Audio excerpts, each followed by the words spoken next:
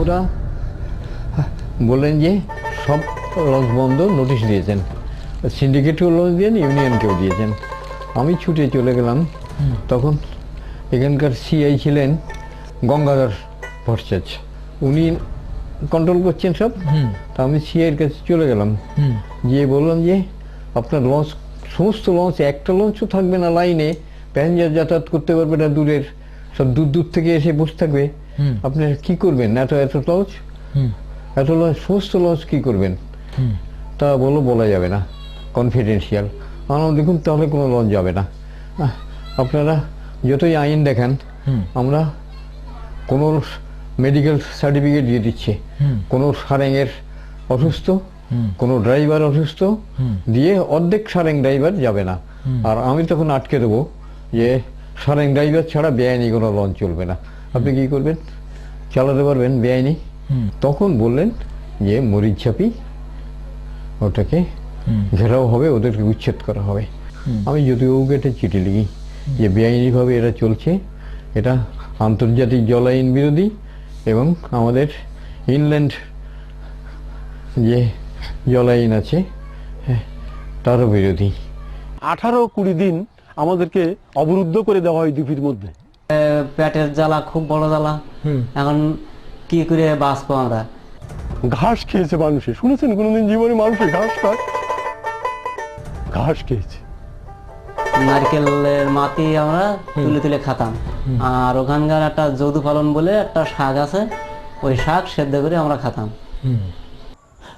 পানীয় জল যা খেয়ে মানুষ বাঁচে, সেই জলটুকু জ্যোতিবাবু আমাদের দেয়নি। ছেলেটারে এমনকি 18 দিন যখন নৌকা পারাপার বন্ধ ছিল, তখন আমি বিসি কলা সেদ্ধ করে, লোনা জল দিয়ে সেদ্ধ করে তারপরে খাওয়াইছি বিসি কলা। আমার দুটো বাচ্চা মারা গেছে ওইখানে। কত বছর বয়স ছিল? কত বছর বয়স হলো? এরকম 6 বছর টছর করে হবে। একজনের বয়স 6 বছর, আর একজনের বয়স 3 বছর টছর হবে। কিভাবে মারা গেল? কিভাবে? না খাইয়ে চিকিৎসা করতে পারলাম না। আর কি পাবো? পয়সা করি নেই, কিছু না। দুইজন আর কি পাবো? তারপরে যখন দেখা গেল যে আর লোকজন এখানে টিকতে পারছে না, সবসময়ের জন্য লঞ্চে অত্যাচার, মারামারি, গুলি গল্লা। তারপরে একদিন ভয়ে একটা গাছের নিচে গিয়ে বসলাম, গুলি চালালো, গাছ ফুড়ে বেরিয়ে গেল, গাছের নিচে ছেলেটারে আসল দিয়ে ডাকি নিয়ে বসেছিলাম। আমরা কি করেছিলাম? আমরা গেরি করেছিলাম। গেরি বলতে চারিদিক দিয়ে ব্যারিকেড করে বর্ষার জলকে আমরা আটকে রাখতাম। এই বর্ষার জল, আটকানো জল, এই জলে স্নান করা যেত, এই জলে জামা কাপড় ধোয়া যেত। কিন্তু এরা কি করলো? রাতে এদের অনুচর দিয়ে সেই সব জায়গায় এমন বিষাক্ত জিনিস দিয়ে দিল যে যদি কেউ স্নান করে ওঠার পরে তার মনে হবে যে সারা শরীর তার পুড়ে গেছে, ফোসকা ফোসকা ফোসকা ফোসকা পড়ে যাচ্ছে। সামনে ছিল বিনোদ, ওর দুটো ছেলে, একটা মেয়ে গেল মরে। তারপরে আমার পাশে ছিল আমার দিদির মেজোজা, ওনার একটা মেয়ে ওই জলে ডুবে মরে গেল। আমি নিজে উঠাইছি সেই মেয়েটারে, ওই একজন গেল। আমার সামনে ছিল জ্যাঠাতো ভাই কান্ত, তার একটা মেয়ে মরলো। পিছনে ছিল একজন, তার 3 ছেলে মেয়ে, সে 3 ছেলে মেয়ে সবই মরে গেল। একজন ব্রাহ্মণ, তার 5টা ছেলে, একটাও বাঁচি থাকলো না, সব মরে গেল। কত মানুষ বাবা, 3 ট্রাক। আমি ও কইতে পারবো না, 3 ট্রাক দেখছিলাম। তাই আমি আগে ভাবছি কি কাঠা নিয়ে যায়, তাই বড় একটা সাদা কাপড় দিয়ে ঢাকায় তো ট্রাকটা, তাই সে সময় উঁচু উঁচু দেখা গেছে। আর পরে না, পরে আগে 2 ট্রাক গেছে, পরে যে ট্রাকটা গেছে সেটার পাও ফিরেন গে আমাকে। এই কাগজটা নাই রয়েছি, এদিক হেয়ে দেখে না, আমি হাট ফেলে পড়ছিলাম।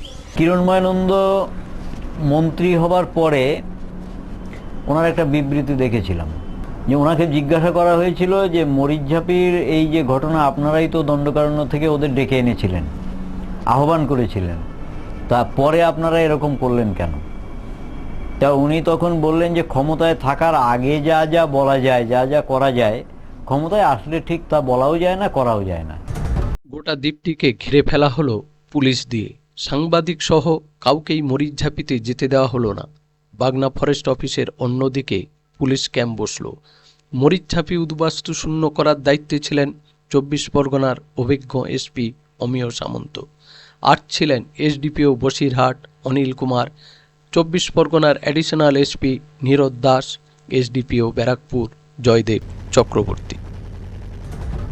খাদ্য বন্ধ, জল বন্ধ তো জলটাও বন্ধ হয়েছিল না, কল আমরা খুলে কল দিয়েছিলাম, শুনুন, ওখানে কল খুলিনি, কিন্তু কল কুমিরমারির পাড়ে ওই বাগনাতে টিউবওয়েল বসানো হয়েছিল, আর ওদিকের একটা কোণ দেখবেন, নদীটা যখন এরকম করে গেছে সেই কোণাতে একটা ঝাউ গাছ আছে কয়েকটা, সেইখানে টিউবওয়েল বসিয়ে দেওয়া হয়েছিল। মানে খাদ্যে অবরোধটা হয়েছিল। 7-8 দিন খাদ্য অবরোধের পর শিশু বৃদ্ধ সহ মৃত্যুর মিছিল শুরু হয়ে গেল। অগত্যা মরিয়া কিছু যুবক নৌকা নিয়ে খাদ্য এবং জল আনতে কুমিরমারি দ্বীপে পৌঁছতেই শুরু হয়ে গেল পুলিশের গুলিবর্ষণ। আমরাও সেই গুলি উপেক্ষা করে আমরা ওপারে পার হই।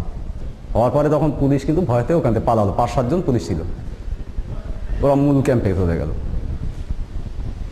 আমাদের উদ্দেশ্য ছিল যে ওখানে যে চাল ডাল ছিল বা গ্রামবাসীদের কাছে চাল ডাল নিয়ে এপারে পার করা, যাতে এই মানুষগুলো খেয়ে বাঁচে। আমরা 3টে পর্যন্ত খাওয়া দাওয়ার পার করলাম, মানে চাল ডাল যা কিছু পারি। যখন কোনো দিক দিয়ে রোধ করতে পারছে না, তখন ওপর দিয়ে বাংলানের ওদিক দিয়ে পুলিশ তুলে দেয় ওপরে।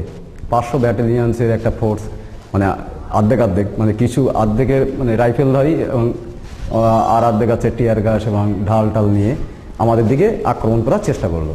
তো আমরা যখন সামনে যাই তখন ডাইরেক্ট গুলি চালায়। গুলি চালালে অনেকের গুলি লেগে গুলিতে ওখানে স্পট ডেট হয়ে গেছে। আমার পায়ে তখন ওই পুলিশের গুলি লাগে। স্থানীয় প্রত্যক্ষদর্শীর মতে 30 থেকে 40 জন উদ্বাস্তু পুলিশের গুলিতে নিহত হন। সরকারি হিসেবে অবশ্য 2 জন। এসপি অমিয় সামন্ত তাই বলেছে। পুলিশকে আক্রমণের ফলেই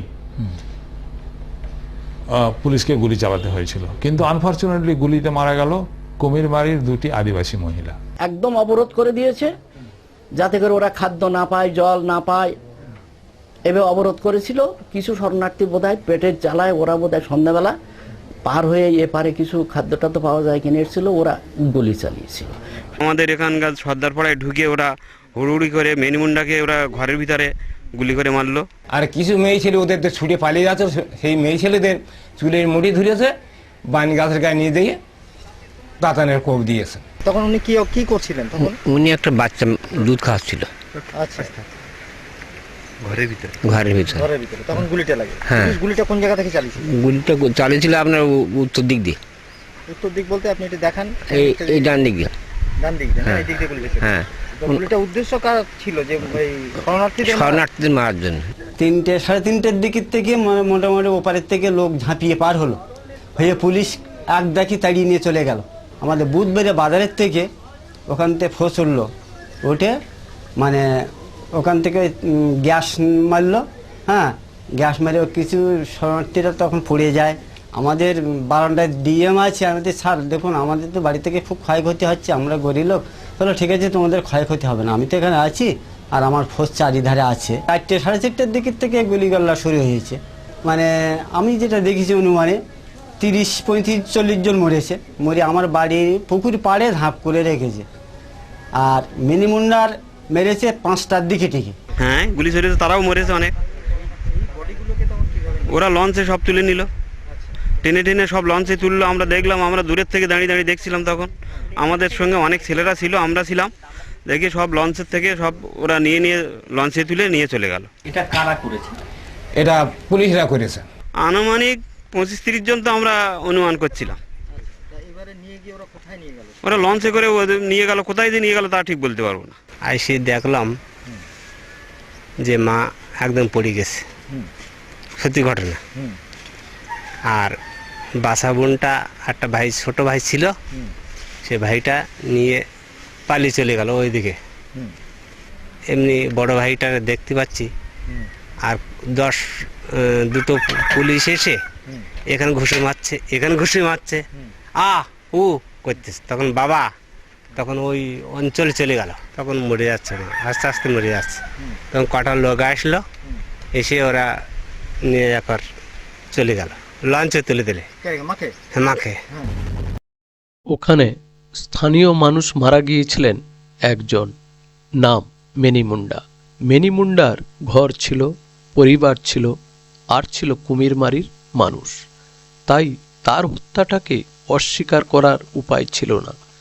কিন্তু প্রায় 40 জন ঠিকানাবিহীন উদ্বাস্তুকে লঞ্চে করে গভীর সমুদ্রে ফেলা হয়েছিল। সরকারি হিসেবে যদি 2 জনের মৃত্যু ঘটে থাকে, তবে আরেকটি দেহ কার?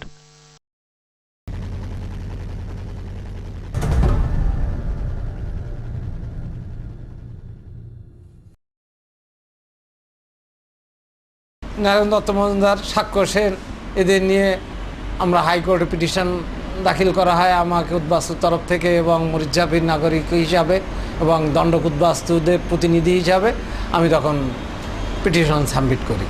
সাবমিট করার পরে একদিন, তারপরের দিন আমরা অর্ডারটা পেয়ে গেলাম। হাইকোর্টের আদেশে 7ই ফেব্রুয়ারি খাতায় কলমে উঠে গেল অবরোধ। হাইকোর্ট আদেশ দিলেন একমাত্র আইনজীবীরাই মরিচঝাপির তদন্তে যাবে। তো কলকাতার বুকে, আর ওখান তো আর কোর্ট নাই, ওখান তো জ্যোতিবাবুর লোক ছিল। বাগনান থেকে আমি যখন ঢুকলাম তখন এসপি ছিল, অমিয়া সামন্ত এবং অন্যান্য পুলিশ অফিসাররা মাইকি বলছে, আপনারা দেবব্রত বিশ্বাসের কথা কান দেবেন না, আপনারা উঠে আসুন, হাইকোর্টের অর্ডার সঠিক না, এইভাবে বিভ্রান্তকর কথাবার্তা। মরিচঝাপিতে উঠে যে বিভৎস রূপ দেখলাম, অন্তত 20 থেকে 30টা শিশু মরে এক জায়গায় লাট দিয়ে রেখে দিয়েছে। পুলিশ দেখলে বামফ্রন্ট সরকারের মনকে গলবে ওই বাচ্চা শিশুদের মৃত্যু। কুমিরমারি মোল্লাখালী অঞ্চল আরএসপি প্রভাবিত। ওরা প্রথম থেকেই সহযোগিতা করে চলেছেন, এটা জ্যোতিবাবুর পছন্দ হয়নি। উনি পাঠালেন বামফ্রন্টের মন্ত্রিসভার সদস্য, পঞ্চায়েত ও কারামন্ত্রী দেবব্রত বন্দ্যোপাধ্যায়কে। তারপরে আমাকে অমিয় সেন মশাই বললেন যে দেখুন, ওইখানে সত্যি করে আপনাদের প্রভাব, আরএসপির দীর্ঘদিনের প্রভাব রয়েছে, এবং মরিচঝাপিটা হচ্ছে গোসাবা, যেখানে আপনাদের একটা ঘাঁটি রয়েছে কুমিরমারির কাছে, মোল্লাখালীর কাছে উল্টো দিকে। তারই উদ্যোগে একবার মরিচঝাপিতে গিয়ে তাদের অবস্থাটা জানা এবং তাদেরকে বোঝাবার জন্যে আমাদের 3 জন মন্ত্রীকে নিয়ে যাওয়া হয়। সিপিআইএমের তরফ থেকে শ্রদ্ধেয় বিনয় চৌধুরী মশাই ছিলেন, ফরওয়ার্ড ব্লকের তরফ থেকে কমল গুহ ছিলেন, এবং আমাদের দল আরএসপির তরফ থেকে আমি সেখানে গিয়েছিলাম। এটা সিপিএম চাইনি ওখানে আরেকটা কলোনি হোক, তাহলে আসতে দিল কেন? আরেকটা তখন বুঝতে পারেননি। আর যেটা হয়েছে, এখানে কলোনি বা উদ্বাস্তু হলে ওর আরএসপির ইনফ্লুয়েন্সটা বাড়বে, সুতরাং ওদের যে এই কর্তৃত্ববাদী রাজনীতি এবং এখানে পপুলেশনকে বাড়ানো যাবে না, এই ধরনের একটা মনোভাব কাজ করেছে। আমার যে মন্ত্রী দেবব্রত বন্দ্যোপাধ্যায়, উনি আমাকে নির্দেশ দিলেন যে তিনি সরকারি এই প্রোগ্রাম পলিসি মোতাবেক তাকে যেতে হবে। আমাকে বলা হলো যে আপনি লঞ্চ ব্যবস্থা করুন। প্রথমে কুমিরমারি গিয়ে আমার মরিচঝাপির এপারে, যেটা কুমিরমারি, এপারেতে আমরা নামি। তো সেখানেতে মিটিংয়ের ব্যবস্থা করা হয়, আরএসপির মিটিং, পার্টির মিটিং। সে মিটিংয়ে উনি বক্তৃতা দেন।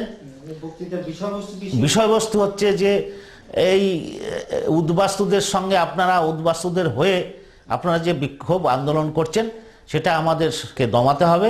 আমাদের অতটা এই সরকারি নির্দেশের বাইরে আমাদের যাওয়া ঠিক হবে না। রাম চ্যাটার্জির কথা জ্যোতি বসুর কাছেই আমি শুনেছি যে হ্যাঁ, রাম তো এরকম সব কি বলছে, রামকে আমি বারণ করে দিয়েছি ওদিকে আর না যেতে, এরকম উনি বলেছেন। আচ্ছা, মরিচঝাপি নিয়ে যার উৎসাহ ছিল সবচেয়ে বেশি, দণ্ডক থেকে সুন্দরবন আসার ডাক দিয়েছিলেন তিনি। তাকেও উলট পুরাণ গাইতে বলা হলো মরিচঝাপি নিয়ে। তিনি হলেন রাম চ্যাটার্জি। তখন এই রামবাবুকে আবার দূত করে পাঠালেন জ্যোতিবাবু। পাঠিয়ে লঞ্চের থেকে উনি এর আগে কিন্তু আবার একটা কাণ্ড করেছেন রামবাবু। দেখেন যে উনি সবাই পরিচিত আমাদের, উনি ঢুকেছেন, সব চলে আসছে। তোদেরকে আমি এই মরিচঝাপিতে আসতে বলছিলাম। দেখেন কথাটা কি, চ্যাটার্জিদা নামুন, আসেন আমাদের মধ্যে বসেন। বলছেন আরে দেখ, সময় কম আছে, এমনি ঘুরতে ঘুরতে আসলাম। আমার সুন্দরবনে ঘুরতে গিয়েছেন উনি, ব্যস্ততা ব্যক্তি ঘুরতে গেছেন। ভাই লঞ্চে আয় আয়, এদিকে আয় না, চা ফা খাবি। এবারে আমাদের ছেলেগুলি সরল সাদা মেনে ভিতরে গেছে। ভিতরে গেলে এবারে খাসির মাংসের টাংস খাওয়ানো শুরু হয়ে গেছে। এবারে ছেলেগুলি রিটার্ন, আমি কিন্তু ঢুকে নেই ওখানে। আমার যেহেতু আমি ওখানে কমান্ড করতাম, আমার মনে সন্দেহ এগুলো ঘটনাটা কি। আমাকে বলে পবিত্র দাঁড়া দাঁড়া তুই তো আমারই করে, আমি এমনি তুই তো আমারই কথা বলতো, দাঁড়া তুই উঠে আবার নেমে যাচ্ছিস কেন। আমি বললাম রামদা জিনিসটা কি ভালো হলো? এত করেও যখন কাজ হলো না, তখন বিচক্ষণ জ্যোতি বসু নিজেই চিঠি লিখে রাইটার্সে ডেকে পাঠালেন কুমিরমারি পঞ্চায়েত প্রধান প্রফুল্ল মণ্ডলকে। তোমাদের কেন ডেকেছি জানো? না জানি না তো, বলছে ডেকেছি তোমরা শরণার্থীদের সহযোগিতা করছো। প্রদীপবাবু বললেন না আমরা তো সহযোগিতা করছি না। তাহলে তোমরা কি করছো? আমরা সহযোগিতাও করছি না, বিরোধিতাও করছি না। তো বলে এখন সেন্ট্রাল গভর্নমেন্টের নির্দেশ, ওদের ওখান থেকে তুলতে হবে। আমি তোমাদের ডেকেছি এই জন্যে, তোমরা ওখানকার বামফ্রন্টের লিডার, তোমরা যদি সহযোগিতা করে থাকো ভবিষ্যতে আর করবে না, তাহলে আমি তুলে নেব। আলো আচ্ছা, বাঙালিগুলো কি ছাগল কুকুর? কারণ তুমি একথা বলছো, বেশ খোঁচে গেছেন। দেখুন, এদের বাংলাদেশ থেকে তাড়ানো হলো, কোথায় মানা ক্যাম্প, কোথায় আন্দামান দ্বীপপুঞ্জ, কোথায় কোথায় রাখা হলো। এই ছাগল কুকুর যেমন আমরা পুষি, আমাদের ইচ্ছে মতো এক জায়গায় নিয়ে যাই আবার আনি। তারপরে তাদের সুন্দরবনে আনার জন্যে নিশ্চয়ই কোনো রাজনৈতিক দল থেকে উস্কানি দেওয়া হয়েছে। তা আপনাদের মানে আমার পশ্চিমবাংলার গভর্নমেন্টের যদি ইচ্ছা না থাকবে যে এদের এখানে স্থান দেব না, সীমান্ত থেকে কেন ফেরত পাঠানো হলো না? তো দেখো খোকা, এ সমস্ত কথা তোমাদের কাছে শুনতে আমি অভ্যস্ত নই। তবে আমি একটা কথা বললাম যে ওদের তুলতে হবে, এবং তুমি যেটা বললে আমি খুব অস্বীকার করব না, গভর্নমেন্টের একটা ভুল হয়েছে। আমার তো এই ভুলের মাসুল দিতে হবে ওদের। ও হাজার হাজার লোক প্রাণ দেবে, মরবে, তাড়া খাবে, ছিন্নমূল হয়ে আবার ঘুরবে, এটা তা বলো। যাই হোক, রাজনীতিতে ওই বলে কিছু নেই, মানে যেটাকে আমরা বলি সেন্টিমেন্ট বলে কিছু নেই। তোমরা এর পরের থেকে আর সহযোগিতা করবে না।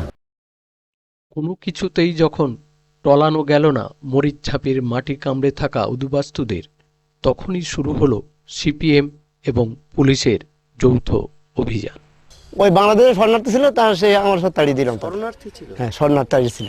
আর তাদের আপনারা তাড়িয়ে? হ্যাঁ, আমরা তাড়িয়ে দিলাম। তারপর উপর থেকে পুলিশ ওরা আইলো। আপনি কিভাবে তাড়িয়েছিলেন? মানে আপনারা? না, আমি না, মানে ওই আমার জনসাধারণ সবাই গেলাম, গিয়ে মানে আমার সবাই গেলাম, গিয়ে তারপরে ওই যে মানে এইভাবে আমাদের ক্ষতি হচ্ছে, তো আমরা কিভাবে কি করে আমরা বাঁচবো, ওই পুলিশেরা সব ওরা আমার মানে আমাদের টাকা দিয়ে নিয়ে। একটু আগে একজন বলছিলেন যে অনেককে নাকি গুলি করে মারা হয়েছে, বেশিরভাগ মানুষদের গুলি করে হ্যাঁ মেরে দেওয়া হয়েছে, না গুলি ছিল নদীতে ডুবিয়ে মারা হয়েছে। না না, আমার তো এখানকার বাসিন্দা তো, কিন্তু আমার তো তেমন আমার তো কোনো খবর পাইনি। শরণার্থী বলে গুলি চালিয়েছে, তখন এই আমাদের শরণার্থীদের উপর গুলি চলেছিল। তাহলে গুলিটা পুলিশরা শরণার্থীদের উপর চালিয়েছিল, মারাও গিয়েছিল মনে হয়। কিছু কিছু গিয়েছে আর কি। আচ্ছা, ওরা জঙ্গলে কাঠ কাটতো, সেসব কাঠ বেচা কাঠ করতো বলে, সেই জন্য ওরা সরকারে জানালো যে এরকম সুন্দরবন তো নষ্ট করে দিচ্ছে ওরা।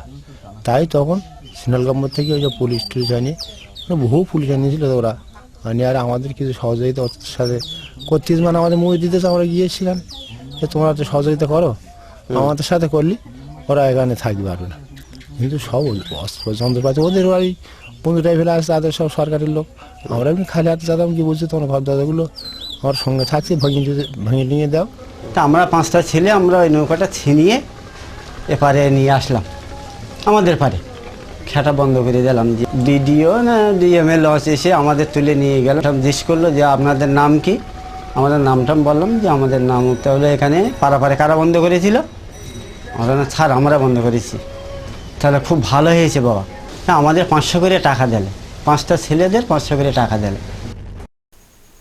1979 সালের 6ই মে শুরু হয়ে গেল জ্যোতি বসুর পুলিশের চূড়ান্ত আক্রমণ।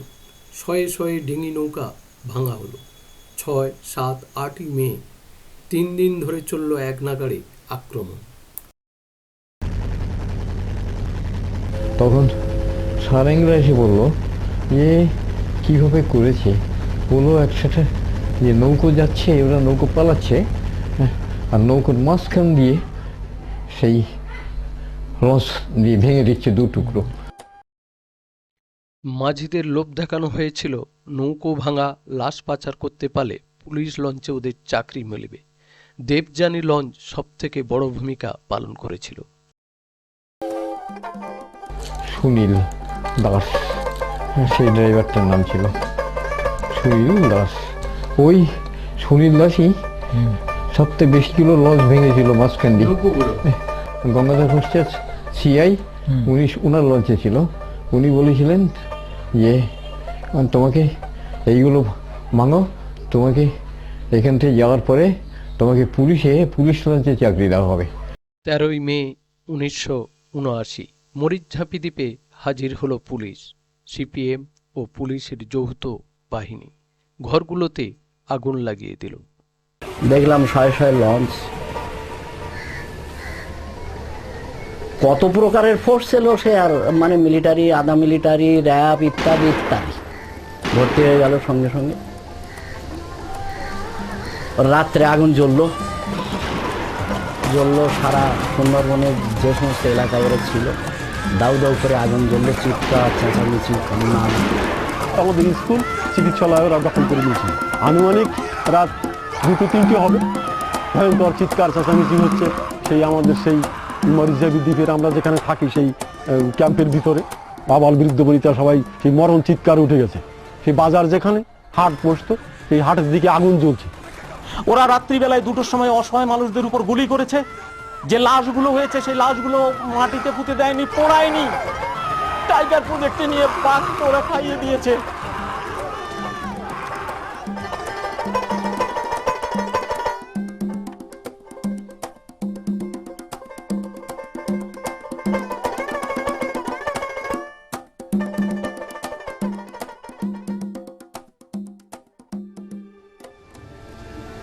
আমরাও সেদিন নদীর এপারে ছিলাম, সারা রাত ধরে চললো, লাশ বস্তাবন্দি হলো, লঞ্চের পর লঞ্চ ভরা হলো, গভীর জঙ্গলে নিয়ে যাওয়া হলো, সবই দেখে। সকাল হলো, সব পরিষ্কার, সব চলে গেলে বিকেলে আমরা একটু দেখতে গেছিলাম, 7-8টা শিশু দেখেছিলাম দাদা, হাত পোড়া হয়ে সব ঘরের ভিতরে মরে পড়ে আছে।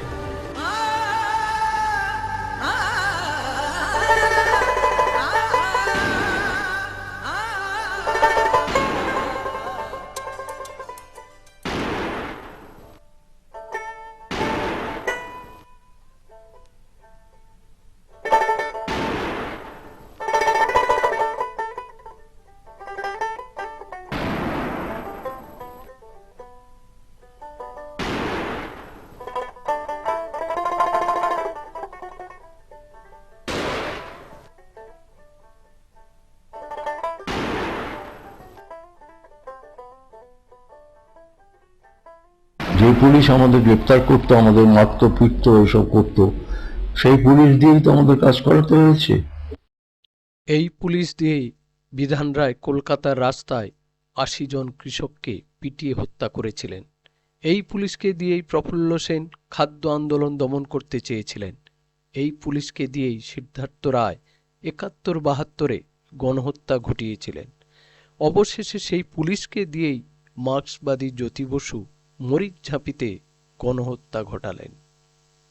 17ই মে 1979 সেদিনের তথ্যমন্ত্রী বুদ্ধদেব ভট্টাচার্য ঘোষণা করলেন মরিচঝাঁপি উদ্বাস্তু শূন্য করা হয়েছে।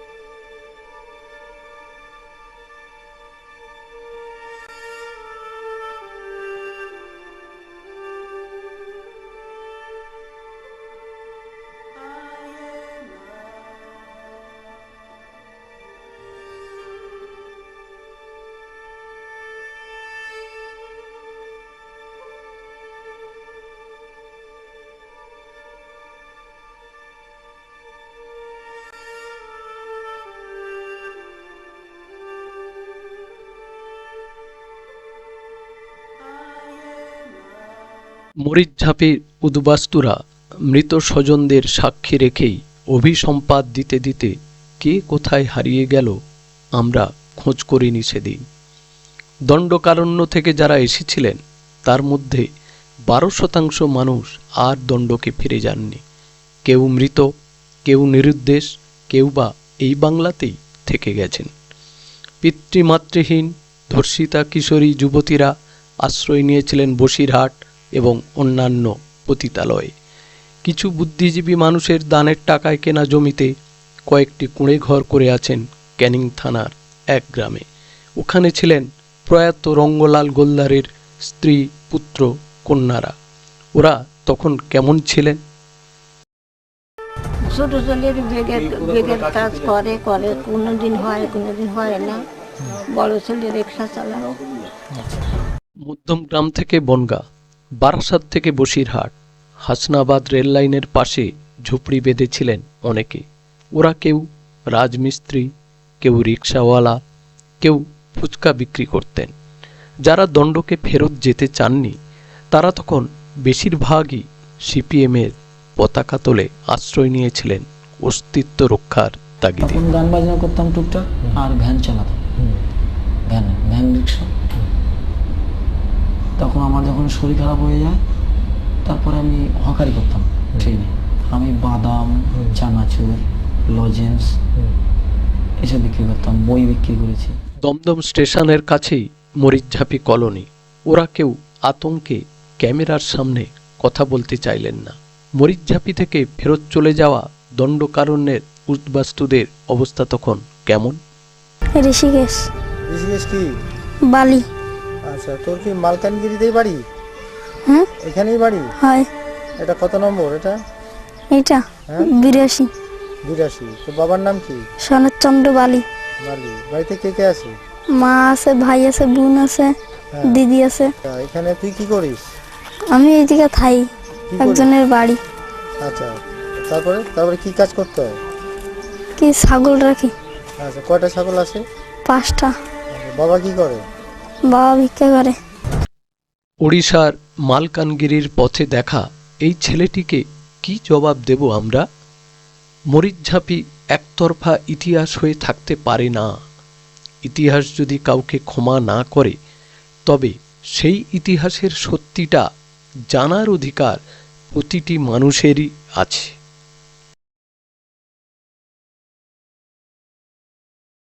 মেলায় নদীর বাঁকে দেশের লোকে অবাক চোখে চেয়ে রয়, চলো তোরা মরিচঝাপি রিফিউজি মেলায়।